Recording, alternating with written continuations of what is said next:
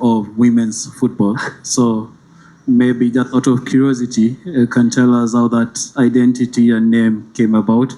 And also in Australia is a country which has a lot of interactions and relationships with Kenya because there's a huge growing diaspora of Kenyans over there. Yeah. So, of course, I understand you only became recently coach of the Matildas, but I'd like to know if at this moment, are there Kenyan Australians who are coming up as prospects for the Matildas in future? And I also have a question for Amy. Maybe I can just ask it now and then I can answer when a turn comes. First, welcome to Kenya also. I've just checked. See you have a degree in human biology and philosophy. Maybe out of curiosity, I'd just like to know how it was like for you to balance study and play, especially for top teams in Europe and also being a Matilda. And then finally, I understand that the name of a national team is derived from a song which has serious sentimental attachment to Australian people waltzing Matilda, and they even consider it as the is it unofficial national anthem of Australia? Did you say that? Yeah. Did you say that? So maybe you can tell us how carrying that names means and the way that song is strongly attached to Australians and you being a Matilda, connecting those two. How does that mean? Thank you. You go. You go. I can start with the first question about my educational background, I guess. So I went to college in the United States and I studied human biology and philosophy. And right now I'm doing my master's of bioethics as well. So the struggles or the difficulties of studying while playing are ongoing for me.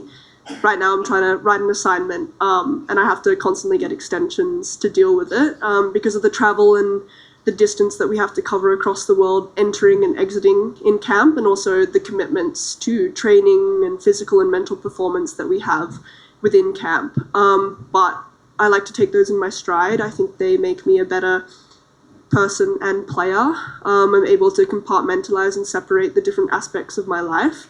And I think if I'm having trouble on the football field, I can invest myself in my education and vice versa as well. So I think throughout my life, my education has been important to me in building a career for myself once I retire from professional football.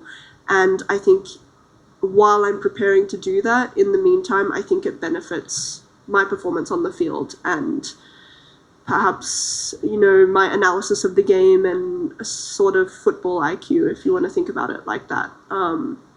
So that's that question. And then Waltzing Matilda, so that's an important song for our Australian nation. I think the Matildas name was voted for over a phone poll in maybe the 90s maybe, probably. 80s or 90s. 95. 95, I was close.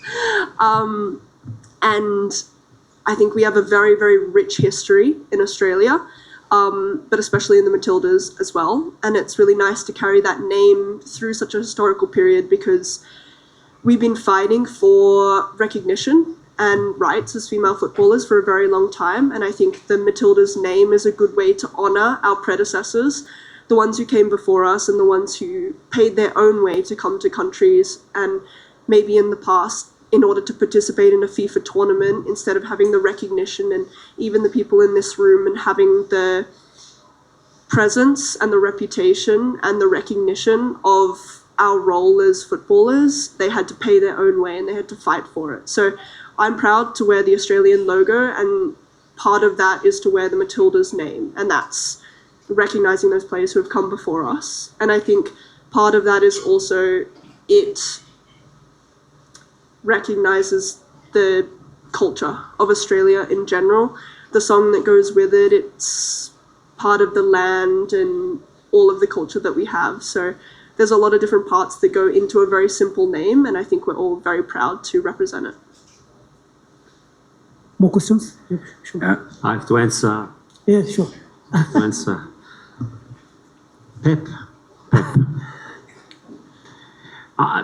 Look, I'm flattered that everyone thinks it's compared to the great Guardiola, but I'm nowhere near the great Guardiola, and don't even put me in the same breath or sentence as Mr. Guardiola. Pep I'm from Italian descent.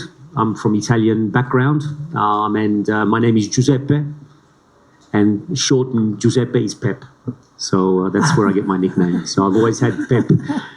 But look, you can think that I'm the Pep of women's football. I'll take that one. I'll take that one. You can probably answer that, not me. I can't answer that. Yeah, look, I was speaking with the High Commissioner this morning, and there is a fantastic relationship between Kenya and Australia. There's a lot of Kenyans now, living a great life in Australia, and we're seeing it in the sports, also in the sports area coming forward. But obviously that'll grow. With more recognition, that will grow, and we'll start to identify, definitely athletes that will assimilate and be part of the Australian landscape and culture from that perspective. But it's fantastic to know that there's a great relationship, and as I said, I'm very honoured and proud to be here and be part of this series.